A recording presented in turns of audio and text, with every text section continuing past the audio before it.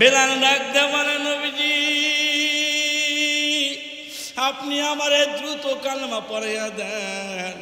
বেলাল যখন কালেমা পড়লো বাবা, এই কথা যখন উমাইয়া জানতে পারলো, উমাইয়া বেলালের উপরে এমন কষ্ট দেয়, বেলাল চোখের পানি ছেড়ে দিয়ে কান্দে। ডাকতে বলে উমাইয়া রে, ও কাফের আবু জেহেল, আমার গলায় দড়ি লাগাইয়া মক্কার বালুকার ময়দানে তোরা টানতে পারিস, আমার দেহ ক্ষত বিক্ষত হইতে পারে, তবে মনে রাখিস জীবন চলে যাইতে পারে, একটা বারের জন্য এই নবীজির কালেমা ছাড়ব না। চিল্লা কান্না মারহাবা। এ বন্ধু আগেই বলছি হেদায়েতের মালিক কে? হেদায়েতের মালিক আল্লাহ, হেদায়েতের মালিক নবী না। কথা বলেন ঠিক কিনা? কিন্তু সাহেব বয়ান করছে হেদায়েতের মালিক নবীরা, হেদায়েতের মালিক হলো নবীরা, আল্লাহ নয়। নাউজুবিল্লাহ বলেন। এ মুসলমান ভাইয়েরা, তোমাদের কাছে আমি বয়ান করতে চাই বাবা, ও বাজার, হেদায়েতের মালিক আল্লাহ।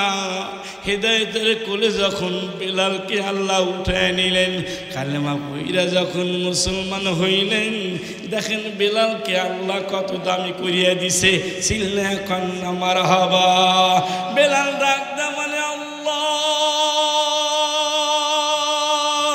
আমি বেলাল, বেলাল কালেমা পড়ার কারণে আবু জেহেল, উতবা, সাইবা, উমাইয়া আমারে মারে, এমন অবস্থা কইরা দিছে। বেলালকে মরুভূমির মধ্যে শোয়ায়া বেলালের এই বুকের উপর পাথর দিছে চাপা। বেলাল পাথরে বরসাত করতে পারে না, চোখের পানি ছেড়ে দিয়ে আল্লাহর দরবারে কান্দে। বেলাল বলে, ও ঘুমায়ার আল্লাহ, তুমি তো দেখো না, তুমি কি আমার এই দৃশ্যগুলা দেখো নাই রে মালিক? তুমি কি আমার এই দৃশ্যগুলা দেখো না? এদিকে আবু জেহেল ডাক দিয়ে কয়, উমাইয়া ডাক দিয়ে বলে, বেলাল রে এখনো সময় আছে, কালেমা ছাড়িয়া দে, তাহলে তোকে আমরা এই মুসিবত থেকে মুক্ত দেব। বেলাল ডাক দিয়ে বলে আবু জেহেল, বেলাল ডাক দিয়ে বলে উমাইয়া, ও গোটা জাতিরা, ও কাফেরের জাতিরা, তোরা আমার বেলালের মুখ থেকে শুনে নে, জীবন আমার চলে যাইতে পারে, আমি বেলাল একটা মুহূর্তের জন্য কালেমা ছাড়তে রাজি না। কথা বলেন ঠিক কিনা? জীবন আমার চলে যাইতে পারে, একটা মুহূর্তের জন্য আল্লাহর নবীকে ছাড়তে রাজি না। কথা বলেন ঠিক কিনা? আজকে আমরা এই শর্তকলার তৌহিদি জনতা জানাই দিতে চাই, বাংলাদেশের শতকরা ৯২% মুসলমানের রাষ্ট্রে কোন ব্যক্তি যদি নবীর বিরুদ্ধে কথা বলে, এই বাংলাদেশের জনগণ ওই ব্যক্তিকে একটা মুহূর্তের জন্য সামনে আগাইতে দেবে না। কথা বলে ঠিক কিনা? আমরা নবীর জন্য জীবন দিতে পারি। কথা বলেন। আমরা কোরআনের জন্য জীবন দিতে পারি, আমরা হাদিসের জন্য জীবন দিতে পারি, আমরা আমাদের প্রাণ প্রিয় মাতৃভূমির জন্য জীবন দিতে পারি। কথা বলেন ঠিক কিনা? বাজান, আমি তোমাদের কষ্ট করে তোমাদেরকে এখানে বসায় রাখছি, খারাপ লাগতেছে? চলবে চলবে। নারায়ে তাকবীর, নারায়ে তাকবীর। বেলাল ডাক দিয়া বলে আল্লাহু আকবার বলেন। বেলাল যখন শুয়ে আছে, ওই আবু জেহেল, উমাইয়া এরা কি করছে বাবা? বড় একটা পাথর বুকের উপর রাখছে। ডাক দিয়া কয়, বেলাল এখনো সময় আছে, ওই নবীর কালেমাকে ছাইরা দাও, মুহাম্মাদের সঙ্গকে ত্যাগ করো। বেলাল ডাক দিয়া বলে উমাইয়া রে, বেলাল ডাক দিয়া বলে উমাইয়া, হে উমাইয়া, তোমার যত বন্ধুরা আছে তাদেরকে বলে দাও বেলালের জীবন যাইতে পারে, বেলাল একটা মুহূর্তের জন্য নবীর ভালোবাসা, নবীর মালিকের কালেমা ছাড়বে না। চিল্লা কান্না মারহাবা। এ মুসলমান ভাইরা, বেলাল পড়ে আছে, বুকের উপর পাথর জমা দিছে। বেলাল ছটফট করে, জবান দিয়ে শুধু আহাদ আহাদ উচ্চারণ করে।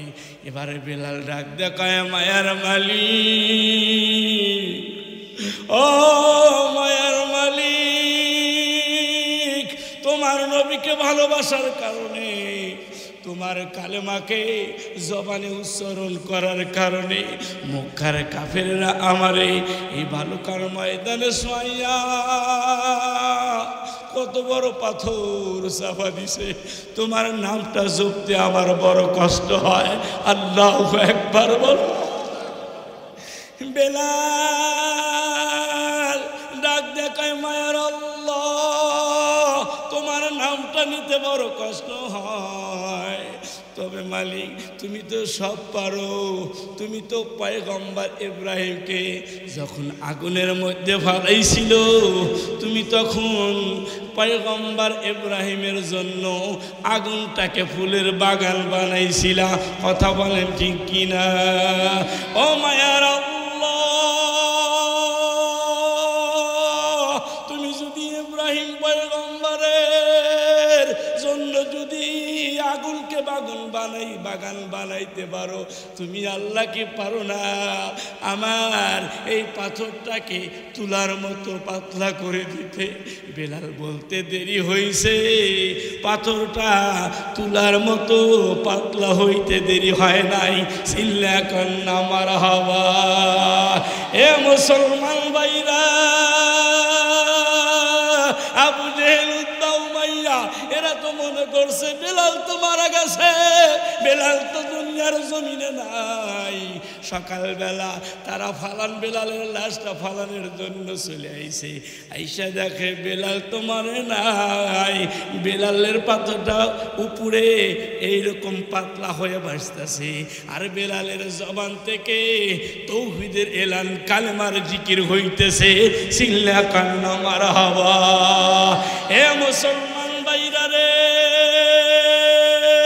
এই খবর যখন উমাইয়া, এই খবর যখন উতবা, আবু জেহেল শুনতে পারলো, আবু জেহেল সবাই মিলা বেলালের কাছে চলে আইছে। বেলালের কাছে যখন আসলো রে বাবা, বেলালের অবস্থা দেখা বেলালকে তারা সুন্দর করে শোয়া থেকে উঠাইয়া, এবার আবু জেহেল, উতবা সাহেবা, উমাইয়া ডাক দেয়া কয়, যেই জবান দিয়ে বেলাল কালেমার জিকির করে, সেই জবান দিয়ে বেলাল আল্লাহ আল্লাহ জিকির করে, সেই জবানকে, সেই জবানের ভিতরে আমরা বাবলা গাছের কাঁটা ঢুকাইয়া দেব। চিল্লা কান্না নাউজুবিল্লাহ। এবার দেখেন কি করলো রে বাবা, বেলালে দুই পাশে দুইজন হাত ধরলো, বেলালের জিহ্বাটারে টাইনা টাইনা বের করে, যখন কিছুটুকু জিহ্বা বের করে বেলাল কান্দে, বড় কষ্ট হয়। বেলালের জিহ্বার ভিতরে বাবলা গাছের কাঁটাগুলা ঢুকাইতেছে। আবু জেহেল, উতবা, উমাইয়া ডাক দেয়া কয়, কালেমা পড়ার বড় শখ, নবীর ইশক তোর বুকের ভিতরে জ্বলে, একটু জ্বলাটা সাইজ করিয়া দেই। বেলাল ডাক দেয়া কয়, মালিক, এই জবান দিয়ে তোমার কালেমা পড়েছি, এই জবান দিয়ে তোমার নবীর ভালোবাসা প্রকাশ করেছি, কিন্তু কাফেরেরা এইটা সহ্য করতে পারে নাই। তুমি মালিক সব তো দেখো। ও মালিক, আমার যে বড় কষ্ট হয়, আমি বেলাল কেমনে সহ্য করি? আল্লাহ ডাক দেখায়, জিবরিল, আমি বেলালের কষ্ট সহ্য করতে পারি না। এই মুহূর্তে জিবরিল বেলাল থেকে নিয়ে আমার আরশে আজিম পর্যন্ত যতগুলা দরজা আছে সব দরজাগুলা খুইলে দে। চিল্লা কান্না মারহাবা। এ বাজার, আল্লাহ রাব্বুল আলামিনের আরশে আজিম পর্যন্ত দরজাগুলা যখন খুইলা গেল, এবার বেলাল রাদিয়াল্লাহু আনহু আসমানের দিকে তাকায়া মুস্কি মুস্কি হাসে। এইবার মুস্কি মুস্কি হাসে, আর আবু জেহেল, উতবা সাহেবা এরা বাবলা গাছের কাঁটাগুলো বেলালের জিহ্বার ভিতরে ঢুকায়। আল্লাহু আকবার বলেন। এ মুসলমান ভাইরা রে আমার, বেলাল তবুও কালেমার বাণী ছাড়ে নাই, বেলাল তবুও নবীজির ইশকের মহব্বত ছাড়ে নাই। বলে জীবন যাবে কালেমার আওয়াজ বন্ধ করব না, জীবন যাবে নবীজির ভালোবাসা বন্ধ করব না। সিলনা কন্যা মারহাবা।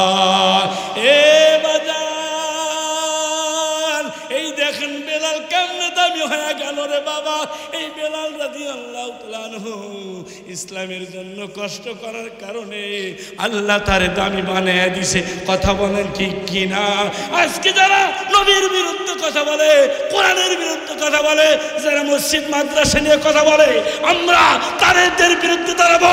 প্রয়োজন হলে বুকের তাজা রক্ত দিয়ে এই বাংলার জমিনকে লাল করে দেব, তবু এই জমিনে কোন নাস্তিককে নবীর বিরুদ্ধে কথা বলতে দেব না। কতক্ষণ ঠিক কিনা? নবী আমার দুনিয়ায় নাই, নবী দুনিয়ায় থেকে চলে গেছেন। মায়ার নবীর ভালোবাসা সিনার ভিতরে রাখতে হবে। কথা বলেন ঠিক কিনা? ভালোবাসা যদি সিনার মধ্যে থাকে, মরতে দেরি হবে, জান্নাতে যাইতে দেরি হবে না। দেখে নবীর মোজেজা, পাগল হলো বিবি খাদিজা, জীবন যৌবন করিলে নরপণ। মায়ার নবী, দয়ার নবী গো, তুমি নবী আমার আপনের আপন। আল্লাহু আকবার বলেন। নবীর ভালোবাসা সিনার ভিতরে থাকতে হবে। নবীর ভালোবাসা সিনার ভিতরে না থাকলে কখনো কামিয়াব হওয়া যাবে না। বর্তমানে আমরা একটা জিনিস নিয়ে খুব অবস্থায় খারাপ আছে। বর্তমানে বাংলাদেশটা একটা হিসিংয়ের মধ্যে আছে, বিপদের মধ্যে, টেনশনের মধ্যে আছে। কথা বলেন ঠিক কিনা? পুরা বাংলাদেশের মানুষগুলো যেই দাওয়াতে তাবলীগ, আমরা পরস্পরে বসে একই প্লেটে খানা খাইতাম, ইজতিমাই খানা খাইতাম। কি বলেন ঠিক কিনা? একসাথে বসে খানা খাইতাম, একসাথে পানি খাইতাম। একটু অসুস্থ হলে তার হাত পাও মেসেজ করে দিতাম। আজকে সেই দাওয়াতে তাবলীগের মধ্যে কি অবস্থাটা হয়েছে, কি কন, কি অবস্থাটা হয়েছে। আরে আল্লাহ রাব্বুল আলামিন সমস্ত অবস্থা পরিবর্তন, সমস্ত অবস্থা নিরসন করেছেন কিসের মাধ্যমে? কথা বলেন কিসের মাধ্যমে? কোরআনের মাধ্যমে। আল্লাহু আকবার বলেন। সূরা বাকারা 37 নম্বর আয়াতের ভিতরে আল্লাহ বলেছেন, ফামান তাবিয়া হুদায়া ফালা খাউফুন আলাইহিম ওয়ালা হুম ইয়াহজানুন।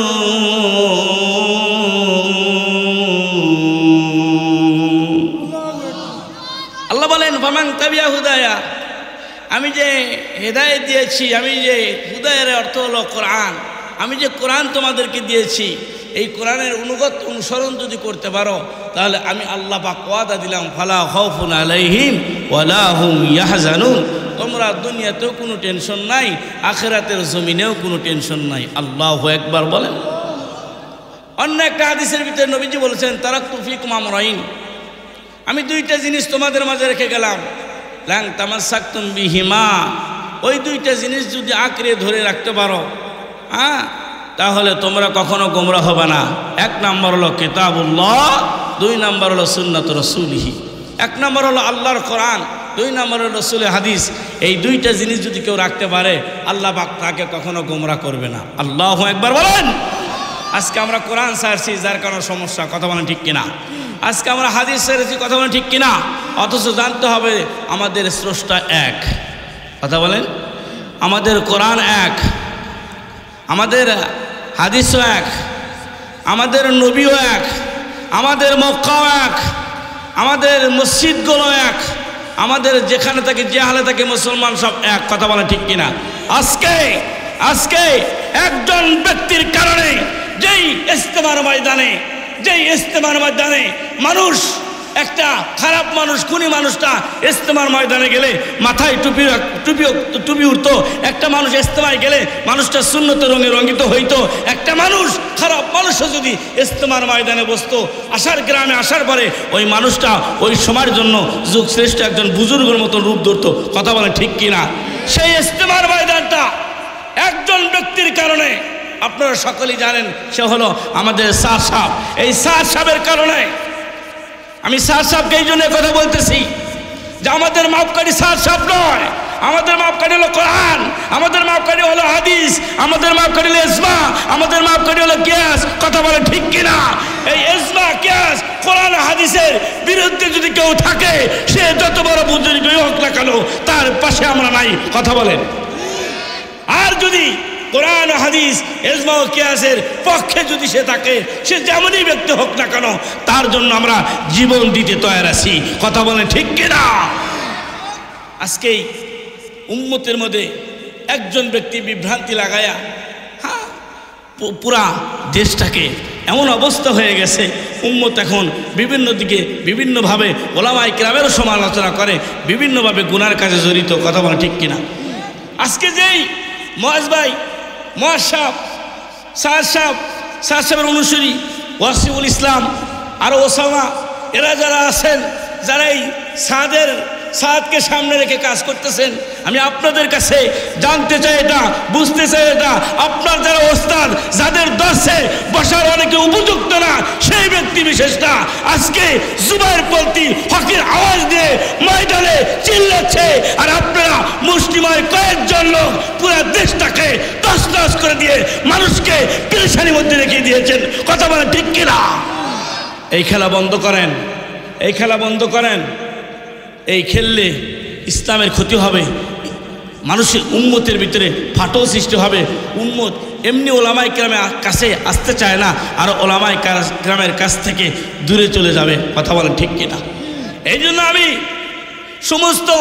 সাদ সাহেবকে চিনি না, যারা এই ব্যক্তি পূজা করতে গিয়া আজকে 18 ডিসেম্বর 3:30 বা 3টার সময় 4 জন ব্যক্তিকে সহজ সরলভাবে ওই ব্যক্তিদেরকে আঘাত করে দুনিয়া থেকে বিদায় করেছেন। আরো অনেক ব্যক্তিদেরকে এরকম আহত করে, এমন কোনো হসপিটাল নাই যেখানে লাশ যেখানে রাখার মতো কোনো ব্যবস্থা নাই। এই ব্যবস্থা যারা করছেন, আমি তাদেরকে অনুরোধ করব, এখনো সময় আছে, তওবা করে ইস্তেগফার করে আল্লাহর উপর ইয়াকিন করে ওলামায়ে হকের সাথে চলে আল্লাহর দরবারে একসাথে এক বাক্যে স্লোগান দেব, নারায়ে তাকবীর, নারায়ে তাকবীর। হকের আওয়াজ যেখানে, হকের আওয়াজ যেখানে, বাতিল আছে যেখানে। কতক্ষণ ঠিক কিনা? আজকে অনেকে কথা বলে যে এই দেওবন্দি ওলামায়ে কেরাম তাহিরি নিয়ে কে কথা বলে। আরে তাহিরি নিয়ে কে কথা কোনোদিন কি কোনো ওলামায়ে কেরাম বলছে? কখন বলছে? তাহিরি যখন বন্ডামি শুরু করছে। কতক্ষণ ঠিক কিনা? তাহিরি একটা ভিডিও আপনারা দেখেছেন, আল্লাহর দন খাজাকে দিয়া, আল্লাহর দন নবীকে দিয়া, নবীর দন অলিকে দিয়া, নবী গেল গায়েব হইয়া। কতক্ষণ ঠিক কিনা? এমন একটা শব্দ বলেছে গিয়াসউদ্দিন তাহিরি, তার জনপ্রিয়তা থাকতে পারে, কথাটা বলছে কি যে আল্লাহর দন নবীরে দিয়া, নবীর দন খাজারে দিয়া, আল্লাহর নবী গেছে গায়েব হইয়া। নাউজুবিল্লাহ বলেন। এত বড় একটা কুফরিমূলক কথা বলবে, আর আমাদের ওলামায়ে দেওবন্দ, ওলামায়ে হক নীরব থাকবে, নিস্তব্ধ থাকবে। এটা তুমি কেমনে বুঝলে? কতক্ষণ ঠিক কিনা? কারণ আজ অবধি কোনো আলেম কারো বিরুদ্ধে কথা বলে নাই। তখন কথা বলেছে যখন সে কোরআন হাদিসের বিরুদ্ধে কথা বলেছে। কথা বলে ঠিক কিনা? তখন দেওবন্দি ওলামায়ে কেরাম বুকের তাজা রক্ত ময়দানে দিয়ে প্রমাণ করেছে, জীবন যদি দিতে হয় কোরআনের জন্য জীবন যদি দিতে হয়, হাদিসের জন্য জীবন যদি দিতে হয়, হকের জন্য জীবন দিয়ে নিজেকে শহীদের কাতারে রাখবো। কথা বলে ঠিক কিনা? আর আজকে আমরা বিভিন্নজন বিভিন্নভাবে মন্তব্য করি যে এই দারুল উলুম দেওবন্দের সন্তানেরা এরা খালি আহলে হাদিসের বিরোধিতা করে, গিয়াসউদ্দিন তাহিরি বিরোধিতা করে, কি বলেন মাজার পূজারী বিরোধিতা করে। এই নবীজি নিজে বলেছেন, নবীজি নিজে বলেছেন বনি ইসরায়েলের মতন আমার কবরকে মাজার পূজা করিও না। কথা বলেন ঠিক কিনা? মাজারে সেজদা দিবে লোকজন, মাজারে সেজদা দিবে লোকজন, শিরক করবে, আর ওলামায়ে দেওবন্দ তাকায় থাকবে? হতে পারে না। কারণ ওলামায়ে দেওবন্দ জিম্মাদারি আছে যে যতক্ষণ পর্যন্ত বুকের তাজা রক্ত আছে, এই বাংলার জমিনে কোনো ব্যক্তিকে, মাজার পূজারী ব্যক্তি বিশেষকে সেজদা দিতে দেব না, সেজদা দিতে দেব না। কথা বলেন ঠিক কিনা? মাজারে সেজদা দিও না, মাজারের সুন্নতের উপর আমল করো। দেখো তো কোনো হক্কানি ওলামায়ে কেরাম, ওলামায়ে দেওবন্দ কথা বলে কিনা, আহলে হাদিসদের বিরুদ্ধে কোনো ওলামায়ে কেরাম কথা বলে কিনা। তোমরা উল্টা পুল্টা কথা বলবা, আর তোমাদের বিরুদ্ধে ওলামায়ে হক কথা বললে কয় ওলামায়ে দেওবন্দ ভালো নয়। কথা বলেন ঠিক কিনা? তুমি উল্টা পুল্টা চলবা, ওলামায়ে হকের জিম্মাদারি আছে। তুমি উল্টা পুল্টা চললে ওলামায়ে হক এটা মেনে নেবে না।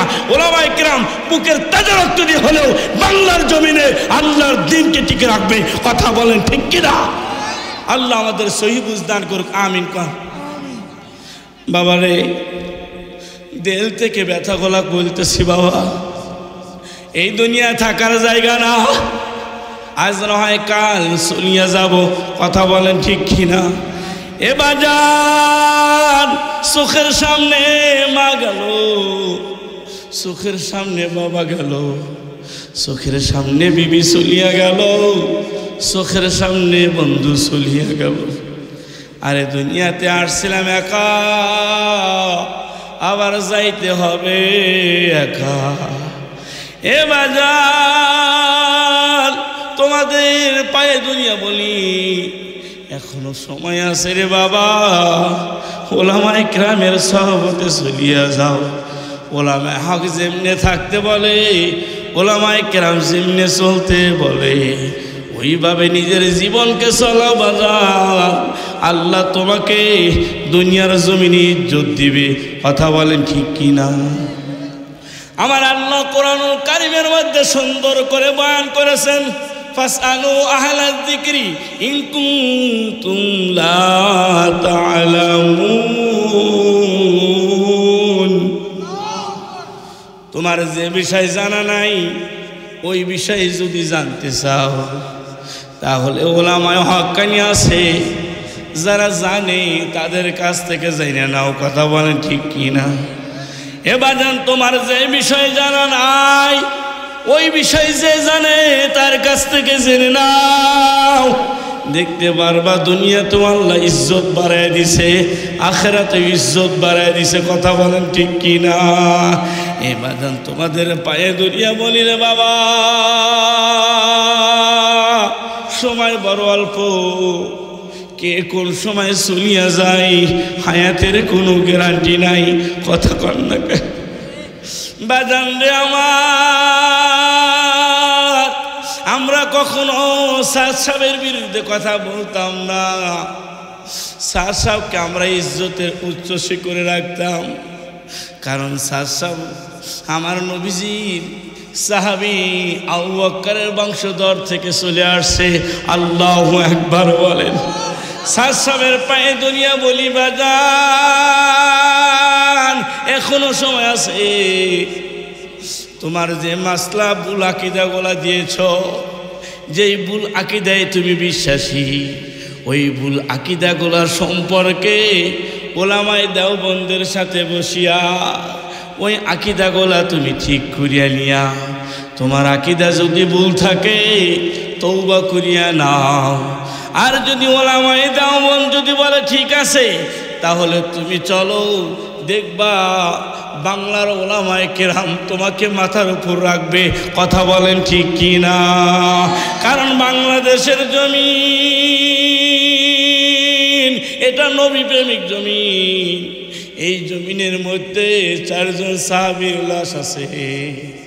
এই জমিনটা এত জমিন, এই জমিনটা এত সুন্দর জমিন, যেই জমিনে ওলামায়ে কেরামকে মানুষ ইজ্জত দিতে জানে। কথা বলেন ঠিক কিনা? এ বাজান, স্যার সাহেবের অনেক কথা বলার মধ্যেও এই কথাটা ছিল বাজান, যে হেদায়েতের মালিক আল্লাহ না, হেদায়েতের মালিক হলো নবীরা। নাউজুবিল্লাহ বলেন, নাউজুবিল্লাহ বলেন।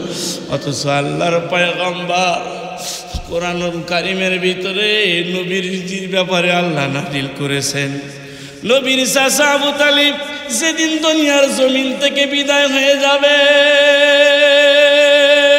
মায়ার নবী চাচার পাশে বসে গেলেন। চাচা আপনি আমার এত মহব্বত করছেন, এত ভালোবাসছেন। কিতাবের মধ্যে আসছে বাবা, আবু তালেব আমার নবীজিকে এত মহব্বত করতো, এত ভালোবাসতো। আবু তালেবের সন্তান আলী রাদিয়াল্লাহু তাআলা আনহু যখন আবু তালেবকে বাবা কয়ে ডাকতো, তখন আবু তালিব আলীর ডাকে সাড়া দিত না। লোকেরা ডাক দিয়ে বলতো, আবু তালিব তোমার সন্তান তোমার বাবা কয়ে ডাকে, তুমি কেন সাড়া দাও না? আবু তালেব গোটা জাতির সামনে বলে, ও মক্কার লোকেরা শোনো, আমার ভাতিজা আমার পাশে থাকে। আমার সন্তান যখন আমার বাবা কয়ে ডাক দেয়, আমি যদি আমার সন্তানের ডাকে সাড়া দেই, তাহলে আমার মুহাম্মদ সাল্লাল্লাহু আলাইহি সাল্লাম মনে করবে আলীর বাবা আছে, আমার বাবা নাই। এই কথা বলে মায়ার নবী দিলে বড় কষ্ট পাবে। আমি আমার ভাতিজার কষ্ট সহ্য করতে পারবো না। আল্লাহু আকবার বলে। এ বাজান, এত মায়ার চাচা, যেই চাচা বলছিল আমি যতদিন বেঁচে আছি ভাতিজা তোমার টেনশন নাই, মক্কার কোন লোক যদি তোমার দিকে তাকায় আমি আবু তালিব তাকে দুনিয়ায় থেকে বিদায় করব। আল্লাহু আকবার বলেন। নবী আমার ডাক দেওয়া বলেন, মায়ার চাচা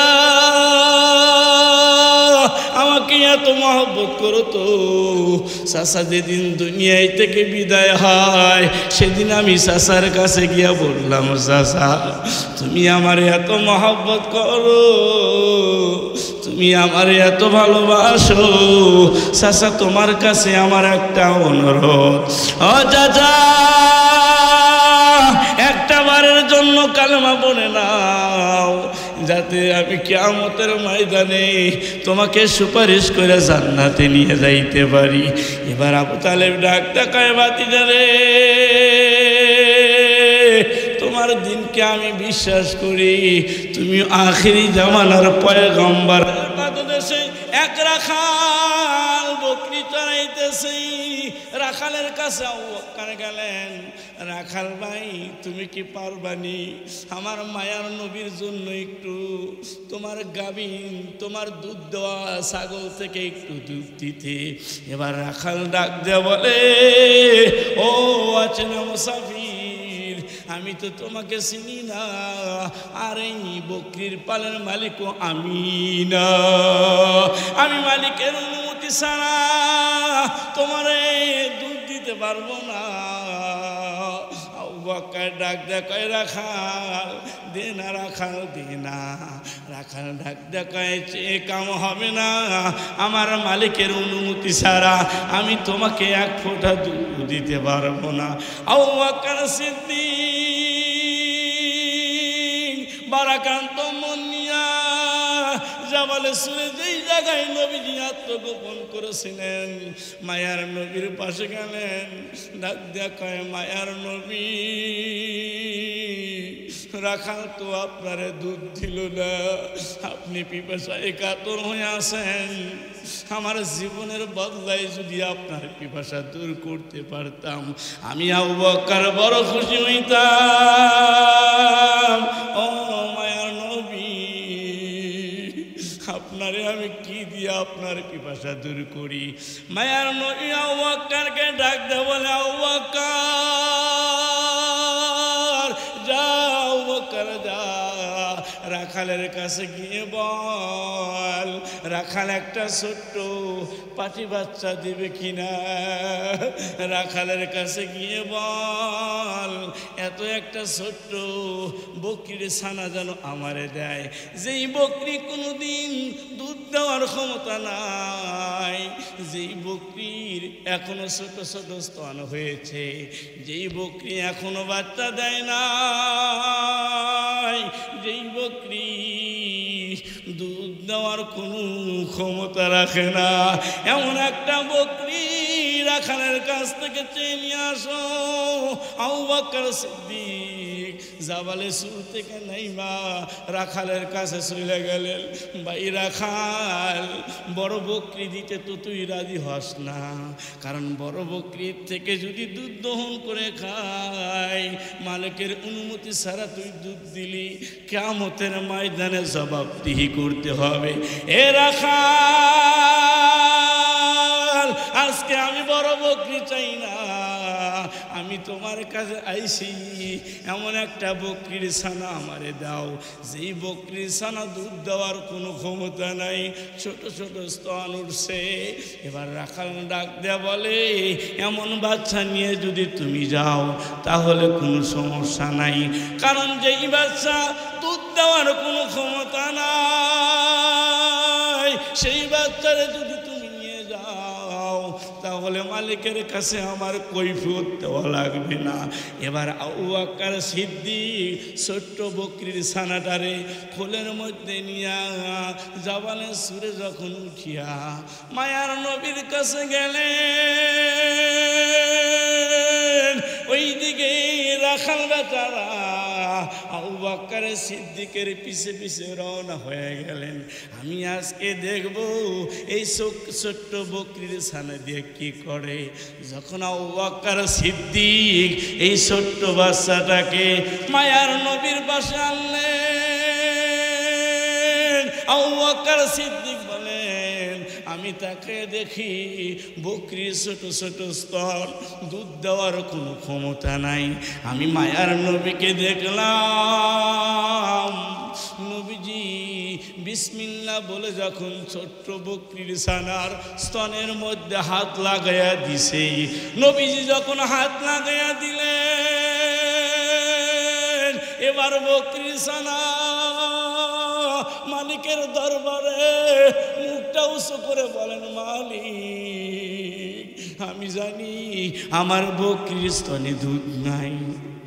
মায়ার নবী আমার স্তনে হাত লাগাইয়া দিছে, আমার নবী খালি হাতে যদি যায় আমার বড় কষ্ট হবে গো আল্লাহ। ও গো মায়ার আল্লাহ, আমি ছোট্ট বকরির ছানা হয়ে তোমার কাছে একটা দাবি করলাম, আমার নবীর ইজ্জত রাখার্থে আমার বকরির ছানার মধ্যে যতগুলো রক্ত আছে রে মালিক, সমস্ত রক্তগুলোকে দুধ বানাইয়া দাও, সমস্ত রক্তগুলোকে দুধ বানাইয়া দাও। সব কিছু কর্ণওয়ালা জাতকে আল্লাহ ইজ্জত দিতেও পারে, বেইজ্জতি করতে পারে। খেলা কার? হিদায়াতের মালিককে। ইন্নাকা লা তাহদি মান আহবাবতা ওয়ালাকিন্নাল্লাহা ইয়াহদি মান ইয়াশাউ। আল্লাহু আকবার বলেন। আল্লাহ বলেন, হিদায়াতের মালিক আমি আল্লাহ। দুনিয়ার মানুষের হাতে আমি হেদায়েত রাখি নাই, নবীদের হাতেও হেদায়েত রাখি নাই। হেদায়েতের মালিক আল্লাহ। যে আল্লাহ তোমার ইজ্জত দিতে পারে, সেই আল্লাহ তোমার বেইজ্জতি করতে পারে। কথা বলেন ঠিক কিনা? বকরি ডাক দে বলে, মালিক,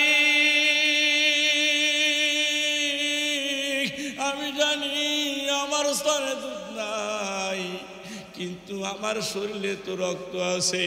আমার নবীজি বিসমিল্লাহ বলে আমার স্তনের মধ্যে হাত লাগাইছে, আমি নবীর হাতকে ফিরে দিতে পারবো না। নবীর ইজ্জতের খাতিরে তুমি আমার শরীরের রক্তগুলাকে দুধ বানাইয়া দাও। আল্লাহু আকবার বলেন। এ বাজান, এই দৃশ্য রাখাল দেখতেছিল। রাখাল দেখা আশ্চর্য হয়ে গেছে। রাখাল দৌড় দিয়া ডাক দেখায়, আপনি সাধারণ কোনো ব্যক্তি না, আপনি হলেন আখিরি জামানার পয়গম্বর হযরত মুহাম্মদ মুস্তাফা সাল্লাল্লাহু আলাইহি ওয়াসাল্লাম। আল্লাহু আকবার বলেন। ডাক দেয়া বলেন, নবীজি, আপনি আখিরি জামানার পয়গম্বর, আপনি আমারে চিনছেননি? আপনি তো আমারে ছিলেন না। আমি হইলাম এই জামানার সবচাইতে বড় কাফের, উমাইয়ার গোলাম। আমার নাম হলো বেলাল। আল্লাহু আকবার বলেন।